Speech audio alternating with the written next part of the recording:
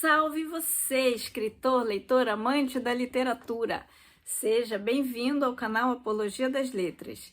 Eu sou a Mônica Cadorim e hoje eu vou falar sobre um tema que eu acho que está meio na moda, assim, né? E é um assunto que a gente tem entre nós, né, membros do Apologia, a gente tem conversado sobre isso. Então eu vou trazer aqui para vocês a minha visão sobre o assunto. Esse tema é a inteligência artificial.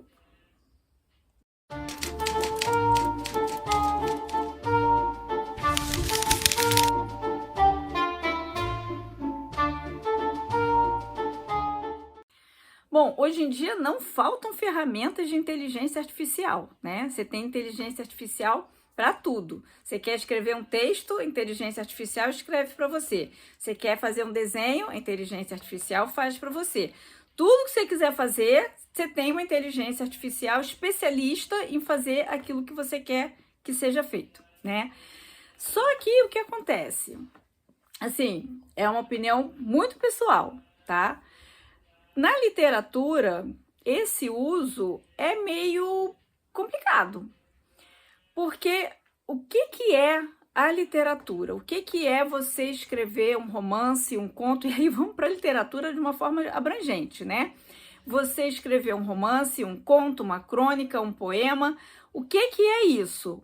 É você dar a sua visão de mundo sobre aquele assunto, sobre aquela ideia. Então, no meu entendimento, você não pode pegar uma ideia e mandar a inteligência artificial escrever para você. Isso aí não é literatura. Isso não é produto, assim, vamos dizer, digno, eu acho. Chega ao ponto da dignidade do texto. Porque, assim, ideias, né? O que é... Para você escrever um texto, primeiro você tem que ter a ideia. Ideia não tem dono. Ideia todo mundo tem, qualquer um tem.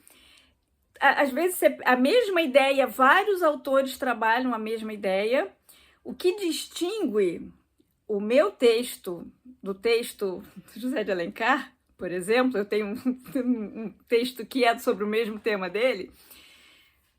O que distingue isso é o texto, é a palavra que você escolheu para botar e não o José, né? Então, eu usei uma palavra, o José escolheu outra palavra, o Manuel escolheu outra palavra, o Joaquim escolheu outra palavra, e eu estou pensando aqui só nos autores do século XIX, né? Tudo bem, só é minha fonte, né? Então, as ideias estão aí. O que distingue um trabalho do outro é o trabalho do texto, é a palavra que foi escrita, a ordem em que as palavras foram escritas. Então, isso, a inteligência artificial até pode trabalhar a sua ideia, só que aí não é o seu texto, não é a sua obra, é a obra da inteligência, né? Do, sei lá, do ChatGPT, do Grok, do Copilot, eu sei lá, eu tô por fora, né? Eu quase não uso. Depois eu vou dizer como é que eu uso. Então, é uma coisa que é muito delicada e a gente tem visto que alguns autores, que aí eu nem considero autores, estão usando inteligência artificial para escrever. Cara, se a inteligência artificial escreveu, o texto não é seu, é dela, sabe? Dá autoria para quem escreveu, para quem teve o trabalho, né? Então, assim, eu não considero o texto de inteligência artificial como literatura. Posso ler? Sim, né? Eu não tô, assim, não tô julgando que é lixo, não. Pode ter, inclusive, haver textos muito bons. Agora, eu acho que quem está usando isso, vamos dizer, para escrever, para produzir um texto, tem que deixar claro, a ideia é minha, o texto é da inteligência artificial. E, de repente, eu até vou ler e vou gostar, né? Porque eu acho que a inteligência artificial, se bem treinada, ela faz um trabalho muito bom. Só que, então, se eu usar inteligência artificial para escrever a minha história, a história não é minha, a história é dela. E eu tenho que falar assim, autoria, inteligência artificial X, né? E a partir de uma ideia minha. A ideia, só que a ideia minha não fui eu que tive primeiro, né? Então tem essa questão. Então, assim, o mérito de um escritor é escrever. Se ele está terceirizando isso, ele não é um escritor. Ele é um idealizador, ele pode ser um orientador de inteligência artificial, ele pode ter vários nomes, né? Vários títulos honoríficos, mas ele não é um escritor. Escritor é a pessoa que escreve. Se não escreve, não é escritor, é outra coisa. Tem gente também que usa a inteligência artificial para fazer a revisão. Aí é interessante, né? Tira o trabalho de um monte de revisor humano, mas o caminho é esse mesmo, né? Ou você é um mega especialista, ou a inteligência artificial vai pegar o seu emprego, né? Só que a gente tem que ter cuidado com isso, mesmo quando é um revisor humano, às vezes o revisor não entendeu o que você quis dizer. Então, também não dá para, minha opinião, né? Não dá para você pegar o seu texto, entregar na mão da inteligência artificial, revisa aí e vamos publicar. Eu não concordo com isso. Eu acho que você tem que revisar o que a inteligência artificial revisou, né? Porque quando você pega um revisor humano, você não aceita tudo que o revisor te dá. Você discute com ele. Não, peraí, você mudou aqui o meu texto? Aí vai dizer, não, porque eu acho que ficou mais claro. Ah, peraí, ficou mais claro, mas você tá falando outra coisa, né? Não foi isso que eu quis dizer. Você tá dizendo uma coisa que não é o que eu quis dizer. Então, a gente tem que, esse cuidado que a gente tem com o revisor humano, né, de dar uma olhada, né, de ver se a revisão não alterou alguma coisa que não devia ser alterada, a gente tem que ter também com a inteligência artificial. Não dá para endeusar a inteligência artificial e achar que ela sabe fazer tudo, faz melhor do que o humano. Eu acho que não pode até fazer muito bem, mas eu não estou ainda substituindo a inteligência natural pela artificial, não, né? Não, claro, não desmerecendo. Eu acho que a inteligência artificial é muito legal, muito boa. Agora, eu acho para a gente usar como uma ferramenta, não como um substituto de um trabalho que pode ser humano, né? E que no caso da autoria tem que ser humano, senão não é mais, o texto não é seu. Se a inteligência artificial escreveu, você deu a história para ela, ela que tem que ganhar o dinheiro do livro que você vai vender, né? Botar o seu nome ali é infração de direitos autorais, meu entendimento. Agora, também o que eu acho, aí tá o negócio. Então, onde que eu acho que dá para usar a inteligência artificial, vamos dizer assim, sem culpa? Para fazer pesquisa. Para fazer pesquisa, a inteligência artificial é muito legal. Eu uso, para não dizer que eu não entrei na onda da inteligência artificial, eu entrei na parte da pesquisa. Porque eu publiquei um vídeo aí há algumas semanas mostrando toda a pesquisa que eu faço previamente e até durante a escrita para fazer o romance de época, né? Para conseguir ambientar bem o romance de época. E aí, nesse que eu estou escrevendo agora, eu também falei que eu gosto de pegar os eventos da história e botar dentro dos eventos da realidade, né? Então, por exemplo, pegar aqui o exemplo que eu só estou pesquisando agora para essa história mais atual, né? Antes não tinha ainda inteligência artificial, eu não usava, ou não estavam tão acessíveis, né? Como fácil, como está hoje. Então, estou escrevendo por causa de um quadro. E aí tem um evento específico que é a inauguração que está acontecendo, né? O evento está acontecendo enquanto a minha história está rolando, que é a inauguração da Estrada União Indústria, lá em Petrópolis. Tem até um videozinho no meu canal pessoal que eu explico um pouquinho sobre isso. E aí eu tenho a data, meus personagens estão em Petrópolis, eu falei, né, ele tem que ir. Como é que foi? Aí, como é que foi esse evento? Então, em vez de pesquisar no Google, né, e ter aquela lista de resultados, né, eu estou pesquisando direto na inteligência artificial. Porque aí eu pergunto, como foi o evento? Quem estava presente? Como estava o clima nesse dia? A que horas foi o evento? E aí, ele pesquisa, a inteligência artificial pesquisa em fontes que talvez eu não tivesse ideia de pesquisar. Porque, por exemplo, nesse caso específico, Dom Pedro II esteve na inauguração, ele foi a Petrópolis inaugurar, imagina, coitado, ele em pleno inverno, ele ia para Petrópolis no verão, né, fugia do calor do Rio de Janeiro, ia para Petrópolis para, né, pegar uma temperatura mais amena.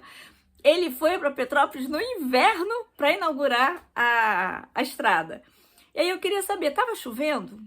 Estava sol? Como estava o dia nesse, né, como estava o clima nesse dia? Qual foi a temperatura nesse dia? Que horas foi o evento? E aí ele me contou, né? Inteligência artificial, tô chamando de ele, mas é ela, né? A inteligência artificial. Ela me contou que a festa, na verdade, não foi na saída de Petrópolis, foi na chegada a Juiz de Fora, né? Que a União Indústria liga Petrópolis a Juiz de Fora. E é muito importante porque é a primeira estrada em que se utilizou um calçamento chamado macadame.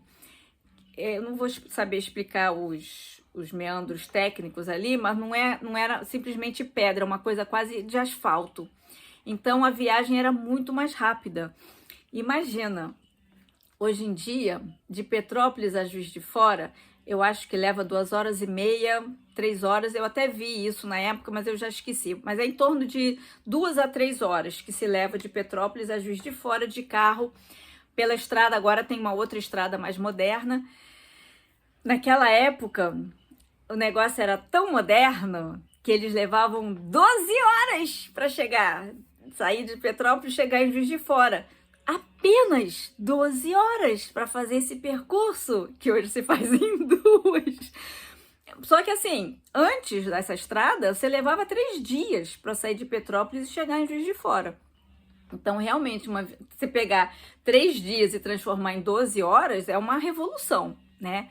Então, assim, é um evento fantástico, maravilhoso, que se está acontecendo no período da minha história, eu tenho que usar. Então, eu fui procurar esse tipo de informação. O Dom Pedro estava, a imperatriz estava, as princesas, quem é que foi na comitiva? Tudo isso eu precisava saber para colocar detalhe lá na história. E aí ele me avisou, ela, inteligência, me contou que Dom Pedro II foi com a imperatriz, com as princesas, eles entraram na carruagem do tipo Mazepa e foram para Juiz de Fora. A festa maior foi lá, mas ali na saída de Petrópolis deve ter tido alguma coisa, uma bênção, né? Uma solenidade ali mínima, rápida, para justamente eles rapidamente pegarem o carro e irem. E eles chegaram lá às 6 horas da tarde, então calculo que saíram daqui às 6. E aí eu perguntei, então Dom Pedro II, ele saiu do palácio e foi até o ponto inicial da estrada, como ele foi? Ele foi de carruagem, ele foi andando? E aí a inteligência artificial foi procurar no diário de Dom Pedro II. É uma coisa que não passaria pela minha cabeça. Então, assim, que bom que ela existe, que ela fez essa pesquisa para mim e foi buscar uma fonte que não ia passar pela minha cabeça. Eu ia olhar sites de notícias, né? Então, lá Dom Pedro registrou como estava o clima e que ele foi a pé e que ele encontrou tais e tais pessoas que comentaram com ele sobre o evento e tal. Então, eu consegui colocar esses detalhes na minha história. Então, assim, eu tenho usado bastante a inteligência artificial para fazer pesquisa. Então, qualquer dúvida que eu tenho, outro dia eu perguntei quais eram os feriados em 1861, que é o ano da minha história. Porque, assim, preciso de eventos, né? Eu quero colocar a minha história dentro da história de Petrópolis. Então, quais eram os eventos, quais eram os feriados que havia? Havia o 7 de setembro, né? Poxa, que legal. Então, como era o 7 de setembro em Petrópolis? Aí ela já me deu a descrição, né? De como é que era, que tipo de solenidade que havia. Então, quando eu chegar lá em 7 de setembro, eu vou ter as informações para detalhar ali na minha história. Então, negócio, para pesquisa eu tô achando fantástico, fabuloso. ela vai catar informação que eu não tinha. Agora, a gente tem que ficar de olho porque a inteligência artificial está ainda em treinamento, né? É uma coisa, uma tecnologia nova, tem essa coisa da generativa, né? Então, a gente tem que, às vezes, ensinar a ela a fazer o serviço, porque, por exemplo, nesse negócio dos feriados que eu perguntei, ela me informou o dia 1º de maio. Foi 1º de maio? Dia do Trabalhador? No século XIX? Havia? Aí eu tive que pedir mais detalhes, né? Qual a data da criação do feriado de 1º de maio? Ah, é da época do Getúlio Vargas. Eu falei, como você me põe isso no século XIX? Aí é bonitinho porque ela conversa, né? Ah, Mônica, tem razão, é verdade, você está certo por me corrigir, bobiei, vacilei nessa. Eu falei, pois é, né? Pesquisa direito, me dá a informação completa. Então, tem isso de legal também da gente estar pesquisando como se estivesse conversando, né, com uma pesquisadora que está fazendo a pesquisa para você. Agora, várias vezes também ela bota lá as fontes, né, de onde ela pegou, e eu vou lá na fonte porque de repente tem mais alguma coisa interessante que ela dá o resumo, né? Então, de repente, lá na fonte tem alguma outra informação que eu possa aproveitar. Então, assim, é um primeiro caminho, né, que às vezes a informação que ela dá já basta, mas às vezes eu preciso aprofundar, né? E aí eu parto das fontes dela para entrar em outros sites e aprofundar a informação. Mas isso eu estou usando e gostando. Uma outra coisa que eu acho que a gente pode usar a inteligência artificial, mas sempre supervisionando o trabalho dela, é a questão da divulgação. Porque ela pode fazer os tais dos book trailers, né? Eu ainda não testei fazer isso não. Você dá a sinopse, diz como você quer que seja aquele desenvolvimento e eu suponho que ela vai fazer um videozinho lá, sei lá, 30 segundos, 20 segundos, né? Ou 2 minutos, eu não sei, porque eu também ainda não fiz. Com a divulgação, né? Para ser esse material para ser feita a divulgação sobre o livro. Assim como criar postagens, né, para Facebook, Instagram, né, as redes sociais. Então, cria as imagens que, por exemplo, eu escrevo, eu não desenho. Então, essa parte toda do Instagram, por exemplo, que é muito visual, eu tenho muita dificuldade de usar, porque eu não sou visual, eu sou de letras. Eu sou das palavras, eu não sou das figuras. Então, ter uma inteligência artificial que produza essas imagens e até já com algum texto ali, né, que já dá a postagem pronta para a gente só publicar, eu acho isso, né, uma coisa interessante que provavelmente ajuda. Eu também ainda não usei. E tem a questão também de mandar e-mail, né, essas listas de distribuição, que hoje é e-mail marketing, né, é nome chique. Mas também a inteligência artificial pode ser usada para criar esses e-mails de divulgação, né, de fazer contato com os leitores, com pessoas interessadas. Então, também dá para usar, né, desse jeito. Agora, a gente tem que lembrar sempre que a inteligência artificial não está dentro da cabeça da gente. Então, a gente às vezes quer uma coisa de um jeito, para e-mail marketing eu já tentei usar e eu não gostei do resultado. Porque eu pedia, provavelmente eu não soube dar os prompts, né? Eu sou uma pessoa ainda muito analógica, quanto mais de inteligência artificial. Mas enfim, pelos prompts que eu dei, eu não gostei do resultado, né? Porque o marketing, ele é muito ainda de resolver problema. E a literatura não resolve problema, né? A literatura dá alegria. Então, é uma linha de marketing que é pouco explorada.